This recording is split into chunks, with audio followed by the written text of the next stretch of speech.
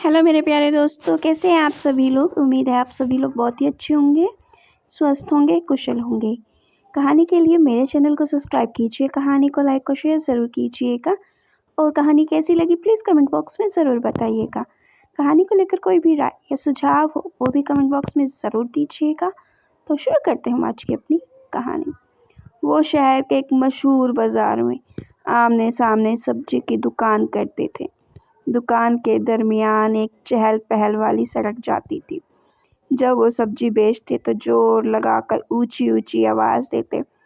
प्रत्येक सब्जी का नाम लेकर आवाज़ छोड़ते, जैसे कोई मुकाबला चल रहा हो। वो दोनों कई वर्षों से सब्जी की दुकान करते आ रहे थे। एक का नाम था पंडित विष्णु कालिया और दूसरे का नाम था अमरीक सिंह। बाजार में वे दोनों बहुत मशहूर थे। हंसमुख, हास्य ठिठोली वाले और ऊंचे दर्जे के लफंगे दिखने वाले। उनको शहर की प्रत्येक वस्तु की जानकारी थी। अगर किसी ने कोई पता पूछना है तो उन दोनों से ही पूछा जाता। अगर कोई रास्ता भूल जाता है तो उनकी मदद ली जाती, जैसे शहर के इंसाइक्लोपीडिया हों। वे प्रत्येक आए गए ग्राहक के ऊपर तथा बाजार से गुजरते प्रत्येक व्यक्ति पर नज़र रखते, कौन कहाँ से आया, कहाँ गया, किस मंडी में आया, किधर जाना है। वो दोनों सब की खबर रखते। यहाँ तक कि बाजार में परिंदा फड़फड़ाता तो उसके बारे में बता देते। उसका रंग रूप, जीवन शैली, आना जाना, रैन बसेरा सब कुछ बता देते। कौन सा परिंदा बाजार के वृक्षों पर कितना समय रहता है, कब आता है, कब जाता है, उनको सब मालूम होता। कभी कभी उनकी दुकानें बंद भी रहती। जब एक दुकान बंद करता तो दूसरी की भी दुकान बंद रहती। सप्ताह में 1-2 दिन उनकी दुकानें ज़रूर बंद रहती। सब्जी बेचने में वो बहुत लापरवाह इंसान थे। बासी हो चुकी सब्जियों की कोई परवाह नहीं करते। साधारण कपड़े, कंधों पर छोटा सा गमछा और उनके पास एक कॉपी पेन हमेशा रहता था। शहर के एक अस्पताल में एक स्मगलर को जेल से पुलिस लेकर आई। उसको कोई तकलीफ थी जिसकी वजह से उसे अस्पताल ले आना पड़ा। वह नामी गिरामी तस्कर था। उस पर कई इनाम रखे हुए थे। उसकी सिफारिश भी ऊंचे दर्जे की थी। मंत्रिमंडल तक उसकी पहुंच थी। उस पर हाथ डालना कोई आसान नहीं था। एक इंस्पेक्टर राम सिंह ने उसे गिरफ्तार किया था। राम सिंह भी बहुत दलेर पुलिस ऑफिसर था। उसकी महकमे में खूब चलती थी। एक बड़े मंत्री से उसकी खूब बनती थी।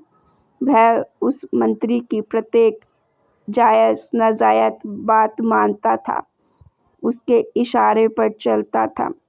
राम सिंह ने 2 नंबर की कमाई खूब कर रखी थी। कानून की धज्जियां उड़ाकर भी साफ साफ छूट जाता था। गलती की कोई गुंजाइश नहीं छोड़ता था। उस पर भी कभी कोई इल्ज़ाम साबित नहीं हुआ था, क्योंकि वह कोई सुराग छोड़ता ही नहीं था। उस तस्कर को राम सिंह ने मंत्री के कहने पर ही पकड़ा था। उस मंत्री की उस तस्कर के साथ पुरानी दुश्मनी थी। शाम के लगभग 7 बज चुके थे। अस्पताल का सिविल सर्जन डॉक्टर अपने घर में अकेला ही था। वह एक निहायत ईमानदार डॉक्टर था तथा किसी की भी सिफारिश नहीं मानता था। एकदम शरीफ व सरल व्यक्तित्व का मालिक था। वह सर्दियों के दिन थे। शाम के तकरीबन 7 बज चुके थे। राम सिंह डॉक्टर को मिलने आया। उसने डॉक्टर को शिष्टाचार अनुसार आदाब किया। हाल चाल पूछा तो डॉक्टर ने विनम्रतापूर्वक कहा, बताइए क्या काम है। राम सिंह ने अपने ही अंदाज में कहा, जनाब, जो तस्कर अस्पताल में हैं उसको जहर का टीका लगाकर मार दिया जाए। यह हुक्म उच्च साहिब का है। आप तो उन्हें अच्छी तरह से जानते हैं। डॉक्टर ने थोड़ा क्रोधित होते हुए विनम्रतापूर्वक कहा, देखो, किसी का भी हुक्म हो, मैं नहीं मानता। यह गैर कानूनी काम मैं नहीं कर सकता। आपको जिससे कहना है कह दो। राम सिंह ने विनय करते हुए कहा, आप जितने पैसे चाहें ले सकते हो, परंतु यह काम करना ज़रूरी है। सर्जन ने धैर्य से कहा, प्लीज़ आप यहाँ से चले जाएं, नहीं तो मैं आपके उच्च अधिकारियों को सारी बात बता दूंगा। मैं यह काम किसी भी कीमत पर नहीं करूँगा। क्रोध से भरा इंस्पेक्टर राम सिंह वहाँ से चला आया।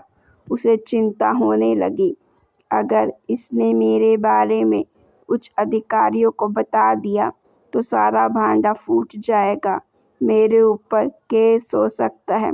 अगले दिन राम सिंह का स्थानांतरण हो जाता है। कुछ दिनों के पश्चात डॉक्टर की लाश रेलवे लाइन की झाड़ियों में मिलती है।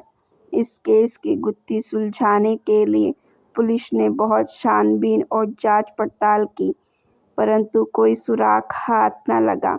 यह पता भी न चला कि उसका कत्ल किसने किया है, क्योंकि डॉक्टर का कत्ल करके उसे चारपाई सहित झाड़ियों में फेंका गया था। उसकी लाश झाड़ियों में थी तथा चारपाई उसके ऊपर थी। पुलिस कई सप्ताह इस कत्ल की गुत्थी सुलझाने में लगी रही, परंतु कुछ हाथ न लगा। आखिर यह केस 2 सीनियर ऑफिसर को सुपुर्द कर दिया गया।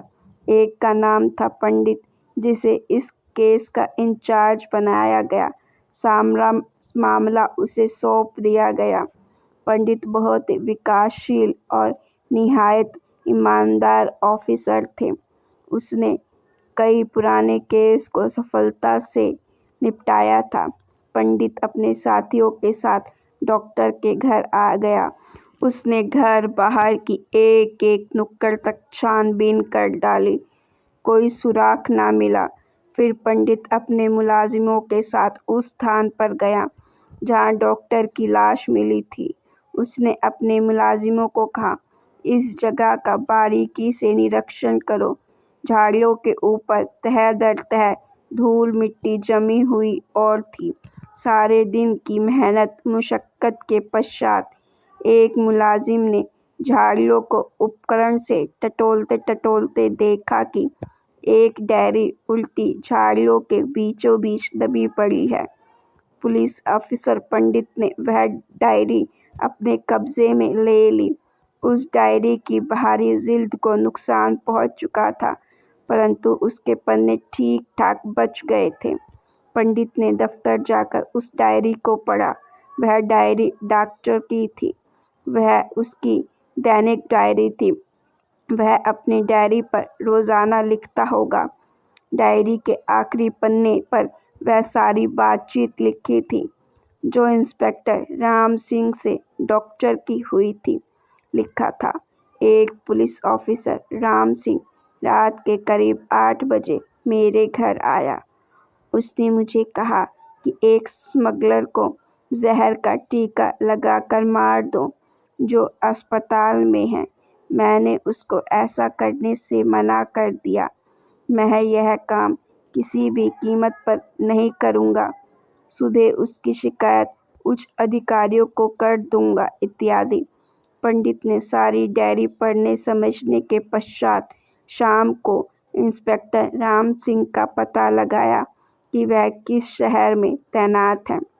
उसका पता करने के पश्चात पंडित ने अपने एक मुलाजिम को राम सिंह के घर भेजा कि राम सिंह को कहे कि वह उस बाजार में एक पंडित की दुकान है, उसका मालिक पंडित विष्णु है, उसे तुरंत मिले, बहुत ज़रूरी काम है। वह सिविल सर्जन के कत्ल के बारे में बात करना चाहता है। मुलाजिम राम सिंह के घर गया और उससे सारी बात कह दी। राम सिंह के पैरों तले ज़मीन खिसक गई। वह सुबह सवेरे ही करीब 8 बजे सब्जी की दुकान पर आ गया। राम सिंह को पता चल गया था कि यह पुलिस के ही बंदे हैं। राम सिंह ने जाते ही पंडित विष्णु कालिया को नमस्कार करते हुए विनम्रता से कहा, मैंने आपको पहचान लिया है। मेरे लायक कोई भी सेवा हो तो बताएं। पंडित ने कहा, आपने डॉक्टर का कत्ल करवाया है। राम सिंह ने निर्भीकता से कहा, यह बिल्कुल झूठ है। मैंने उसका कत्ल नहीं करवाया। परंतु आप डॉक्टर के घर क्या करने गए थे? राम सिंह ने थोड़ा घबरा कर कहा, आप झूठ बोल रहे हैं। आपके पास क्या सबूत है? देखो, यह डॉक्टर की व्यक्तिगत डायरी है जिसमें उसका नाम लिखा है। राम सिंह का अपराध छुपाने का तजुर्बा था। इस मामले में वह बहुत चतुर था। वह समझ गया कि अब उसकी कहर नहीं, अब कैसे बचा जाए। उसने कहा, पंडित जी, जो भी कहो मैं आपको दे सकता हूँ, परंतु इस घटना के बारे में किसी को कानो कान खबर नहीं होनी चाहिए। मैं आपका सारी उम्र ऋणी रहूँगा। पंडित ने उसे धैर्य बांधते हुए कहा, प्लीज़ आप बैठे, बातचीत कर लेते हैं। मैं अपने दूसरे साथी से बातचीत करता हूँ। राम सिंह को कुछ तसल्ली हुई।